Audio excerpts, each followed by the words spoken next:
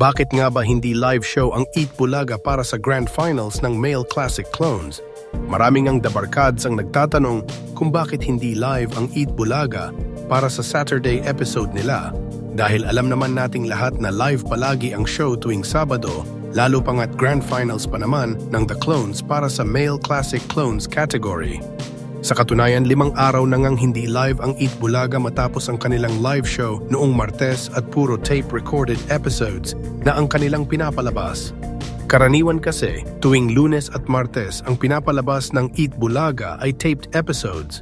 At pagdating ng Miyerkules hanggang Sabado ay live show na sila. Sa araw ng Miyerkules at Huwebes, pagkatapos ng kanilang live show, ay nagtitype ang Eat Bulaga sa hapon ng kanilang episodes na ipapalabas sa Lunes at Martes. Pero noong nakaraang Martes nga, August 19, hindi inaasahan ng mga dabarkads na live show ang Eat Bulaga. At kinabukasan noon hanggang ngayong Sabado ay puro taped episodes na ang pinalabas nila. Ang nangyaring ang Grand Finals ng The Clones para sa Classic Male Clones ay ginanap noong August 15 pa. Ang dahilan pala nito ay ang pagkakaroon ng construction sa TV5 Media Center.